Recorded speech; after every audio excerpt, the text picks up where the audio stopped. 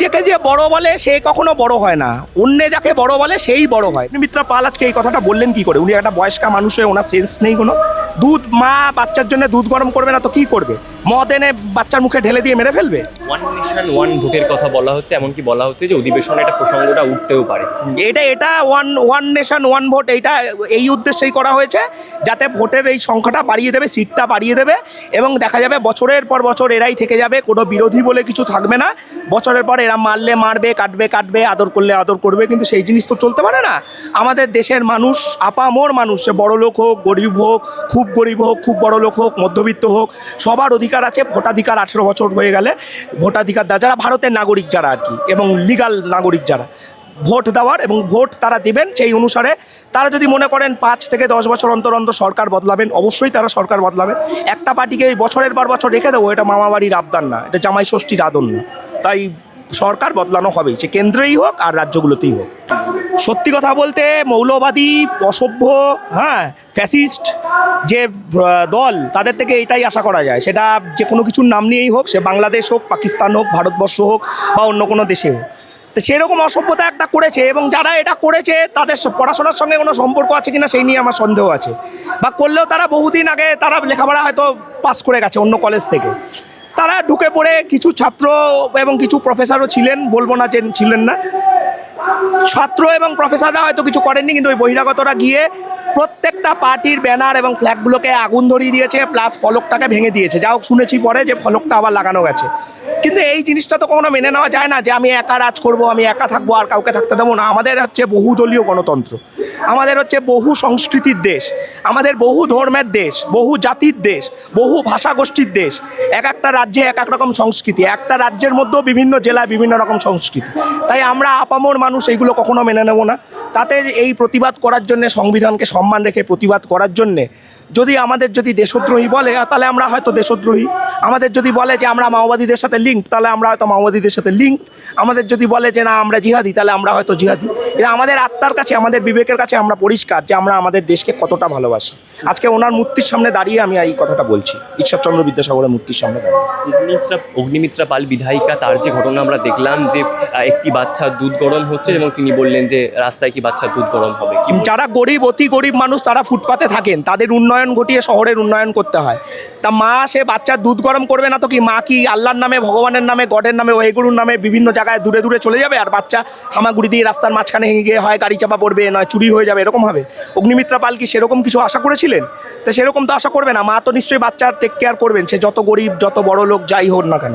এবং বাচ্চার দুধ গরম উনি করবেন, কারণ বাচ্চার খিদে পেয়েছে, বাচ্চাকে খাওয়ানোর জন্য মা দেখা যায় নিচে না খেয়ে হলেও বাচ্চাকে খাওয়ান। যে কুমাতা হয় না, কিন্তু কুসন্তান হয়, কুমাতা হয় না, এরকম একটা কথা রয়েছে। অগ্নিমিত্রা পাল সেই সবের ঊর্ধ্বে চলে গেলেন। উনি গিয়ে বললেন ফুটপাত কি দুধ গরম করার জায়গা?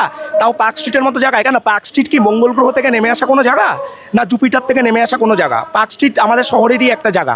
আমরা আজকে পিপাসা পেলে যেমন জলপান করি, পার্ক স্ট্রিটের মানুষও যারা বাস করেন অল্প কিছু রেসিডেন্সিয়াল জায়গায়, তারাও জলপান করেন।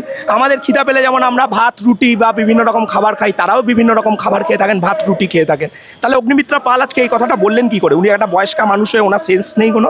দুধ মা বাচ্চার জন্য দুধ গরম করবে না তো কি করবে? মদ এনে বাচ্চার মুখে ঢেলে দিয়ে মেরে ফেলবে? এটাই কি উনি আশা করছেন?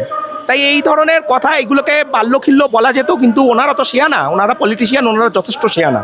তাই ওনাদের এই অন্যায়ের প্রতিবাদ আমাদের আইন মেনে, সংবিধানকে সম্মান দিয়ে আমাদের রাস্তায় করতেই হবে। চিনির দাম 70 টাকা ছিল, তেলের দাম 190 টাকা, ডালের দাম বেড়ে চলেছে, একের পর এক মূল্যবৃদ্ধি চলছে।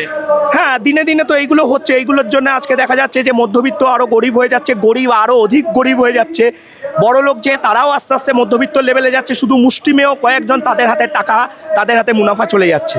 তাহলে এই জিনিসটার জন্য আমাদের একটা দীর্ঘ লড়াই লড়তে হবে। এই জিনিসটা তো চলতে পারে না। ভারতবর্ষ যখন আমাদের বিপ্লবীরা স্বাধীন করেছেন, তখন তো ওই মুষ্টিমেয় কয়েকটা ব্যক্তির জন্য করেননি যে ওই মুষ্টিমেয় ব্যক্তির হাতে বেশিরভাগ সম্পত্তি থাকবে আর বাকিগুলো সব লোকেরা কামড়াকামড়ি করে নিয়ে থাকবে। এটা তো কখনো চলতে পারে না। তার জন্য যত দূর অবধি লড়াই চালাতে হয় আমরা লড়াই চালাবো। আমরা বামপন্থীরা আছি এবং অন্যান্য বিভিন্ন দল, অন্য সংগঠন যেগুলো আছে, তারাও লড়াই চালাবে।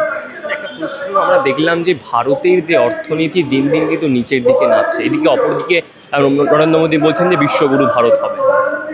দেখুন, নিজেকে যে বড় বলে সে কখনো বড় হয় না, অন্য যাকে বড় বলে সেই বড় হয়। তাহলে আমাদের ভারতের যদি অর্থনৈতিক উন্নতি ঘটায়, আমাদের দেশের গরিবদের যদি উন্নতি ঘটে, মধ্যবিত্ত জীবনযাত্রায় যদি উন্নতি ঘটে এবং দেশে যদি ফরেন ক্যাপিটালও আসে, তাহলে আমার মনে হয় যে না, তখন বলা যেতে পারে যে না, নরেন্দ্র মোদী সত্যি একটা কিছু ভালো কাজ করেছেন।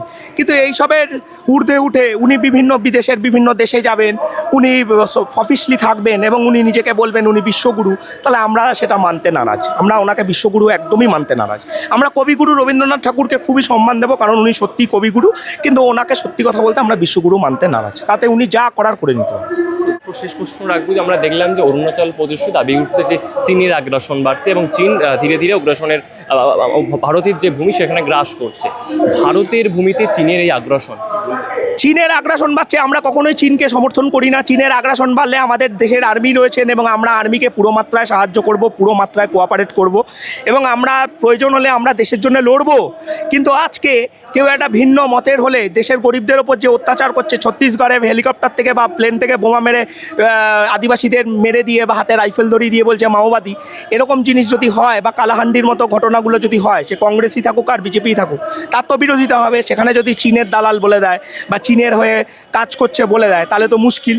আজকে মনমোহন সিংয়ের সময় দেখা গেছিল যে চীনের সঙ্গে ব্যবসায় অনেক বেশি লগ্নি হয়েছিল, কিন্তু মোদির সময় দেখা যাচ্ছে চীনকে অনেক সুবিধা করে দিয়ে দেখা যাচ্ছে আমাদের দেশ অনেকটা পিছিয়ে পড়েছে। তা এই জিনিসগুলো তাহলে আজকে অন্যকে চীনের দালাল বলার আগে একবার নিজেকেও আয়নায় দেখা উচিত। নিজের আয়নায় একবার দেখা উচিত যে আমি নিজে কি করেছি, আমি নিজে কি করছি। আর করোনার সময় চীনের যে জিনপিং যিনি ছিলেন তার সঙ্গে বসে দোল খাওয়ার ঘটনা, সেটাও তো আমরা কেউ ভুলবো না, সেটাও হয়েছে। তাহলে আজকে আপনি নিজে আজকে সদ্ভাব রেখে, সে সদ্ভাব রাখুক, সদ্ভাব রেখে চলতে পারেন। আপনি নিজে আজকে আনন্দ করতে পারেন, তাকে আতিথেয়তা করতে পারেন। আর অন্য কেউ যদি সেইখানকার কোনো নেতা, কোনো জননেতাকে মেনে চলে, তাহলে তাকে বলবেন চীনের এজেন্ট বা দেশদ্রোহী বা জিহাদি, তাহলে তো সেই জিনিসটা কখনো মেনে নেওয়ার না। আমি আগেই বললাম যে আমাদের দেশ বহুদলীয়, বহু সংস্কৃতির, বহু ভাষার, বহু প্রদেশের বিভিন্ন কালচারের দেশ, তাই আমরা এটাকে মেনটেন করব। ওই কাউকে চীনের দালাল বলে দিলাম, কাউকে আমি জিহাদি বলে দিলাম আমার মতের সঙ্গে মিল হলো না বলে, বা কাউকে দেশদ্রোহী বলে দিলাম, এই জিনিসটা তো কখনো চলতে পারে না। এটার তো বিরোধিতা করতেই হবে এবং সেটা কখনোই কোনো ব্যক্তিগত আক্রমণ করে না বা কোনো অশ্লীল ভাষা বলে না বা গালাগাল দিয়ে না।